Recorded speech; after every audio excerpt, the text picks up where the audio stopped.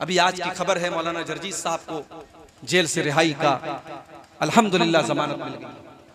अल्लाह ताला उनकी रिहाई का जो भी प्रोसेस है उसको जल्द से जल्द पूरा कर दे, और जो भी हमारे उलमाए हक मुसीबत में अल्लाह उनकी रिहाई का बंदोबस्त कर दे। मेरे भाइयों, आप गौर कीजिए कि आज हालात क्या हैं और किस तरीके से उलमाए हक के पीछे लोग पड़े हुए हैं।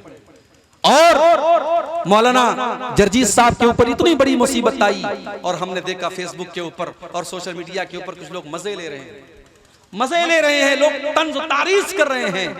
ऐसा नहीं होना चाहिए मेरे भाई। किसी की मुसीबत पर आपको खुश नहीं होना चाहिए। उनके भी बीवी बच्चे हैं, उनके भी माँ बाप हैं। उनके वालिद हाफिज इलियास साहब इटावा के सबसे नेक इंसान माने जाते हैं। आज वो बिस्तर पड़े हुए हार्ट के मरीज हैं, अपने बेटे के जेल में जाने के गम और सदमे में घुल रहे हैं, और आप इस मुसीबत पर खुशी मना रहे हैं। हमने पहले भी कहा तो और आज भी कह रहे हैं कि उलमा की इज्जत व आबरू की हिफाजत हम सब की जिम्मेदारी है। उलमा की कद्र कीजिए, उलमा से जुड़ करके रहिए, और जो सही उलमा हैं, जो कुरान और हदीस के बयान करने वाले उलमा हैं, ऐसे उलमा से हमें और आपको जुड़ करके रहना चाहिए। कयामत के पहले एक ऐसा दौर भी आएगा जब उलमा से लोग दूर हो जाएंगे और उलमा का दर्जा लोग जाहिलों को दे देंगे। बड़ी मशहूर हदीस है, आपने कई बार सुनी होगी, सही बुखारी की हदीस है। अल्लाह के प्यारे नबी फरमाते हैं, इन्नल्लाह ला यक़बिज़ुल इल्मा इंतिज़ाअन यंतज़िहु मिनल इबाद। तो अल्लाह के नबी फरमा रहे कि अल्लाह तबारक व तआला दुनिया से इल्म को अचानक नहीं उठाएगा। ऐसा नहीं कि इल्म दुनिया से अचानक उठ जाएगा। इल्म कैसे उठेगा? वलाकिन यक़बिज़ुल इल्मा बिक़ब्ज़िल उलमा। अल्लाह ताला उलमा को दुनिया से उठा लेगा। हत्ता इज़ा लम युब्क़ि आलिमन, यहाँ तक कि जब कोई आलिम नहीं बचेगा।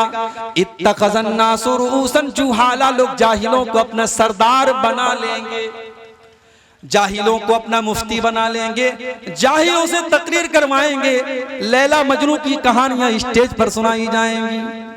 आपके बंगाल और सीमांचल में बहुत सारे मैं जानता हूं, ऐसे वक्ताओं को जानता हूं, ऐसे मुकर्रिरीन को जानता हूं, पूरी तकरीर में शायद कुरान की कोई एक आयत पढ़ते हो, उनका पूरा वक्तव्य और पूरी तकरीर उनकी फजूल किस्से कहानियों पर मुश्तमिल होता है।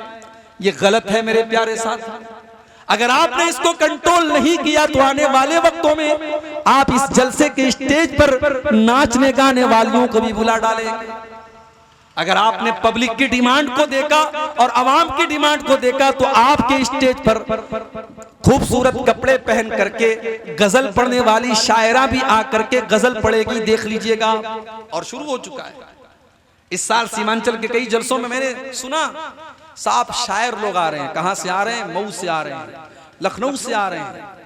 मैं शायरों की इज्जत करता हूं, मैं भी थोड़ी बहुत शायरी करता हूं, मगर आप जलसे को जलसा रहने दो भाई। आप महंगे महंगे नजराने देकर शायरों को बुला रहे हैं, और वो शायर खड़ा होकर के लंबी चौड़ी नात पढ़ रहा है, उसमें आधी बातें सही आधी बातें गलत हैं। फिर स्टेज का मतलब क्या रह गया मेरे भाई? अगर ये स्टेज अहले हदीस का स्टेज है तो इस स्टेज की एक हुर्मत, इसका एक मकाम होना चाहिए। अहले हदीस के स्टेज पर कोई ऐसी बात नहीं होनी चाहिए जो कुरान और हदीस से हटकर। अहले हदीस के स्टेज पर कोई ऐसी गजल, कोई ऐसी नज्म, कोई ऐसी नात नहीं होनी चाहिए, पढ़ी जानी चाहिए जो कुरान और हदीस के खिलाफ। आप पैसे देकर के बड़े बड़े शायरों को बुला रहे हैं। शायर लोगों के बारे में कुरान कहता है वश्शुअराउ यत्तबिउहुमुल गावून, शायरों के पीछे बेवकूफ लोग पढ़ते हैं। शायर लोगों की कोई उनकी अपनी एक अलग दुनिया होती है। आप शायरों के लिए मुशायरा ठीक है, जलसों में आप शायरों को बुलाएंगे मामलात खराब होंगे। अल्लाह के नबी फरमा रहे हैं उलमा का मकाम लोग जाहिलों को देंगे। यहां तक कि जब उलमा दुनिया से खत्म हो जाएंगे तो जाहिलों से लोग फतवा पूछेंगे। फसुइलू फअफ्तऊ बिगैर इल्मिन, और जब जाहिलों से फतवा पूछा जाएगा तो वो बगैर नॉलेज के फतवा देंगे, और जब वो गलत फतवा देंगे फज़ल्लू वाज़ल्लू, तो खुद भी गुमराह होंगे और दूसरों को भी गुमराह करेंगे।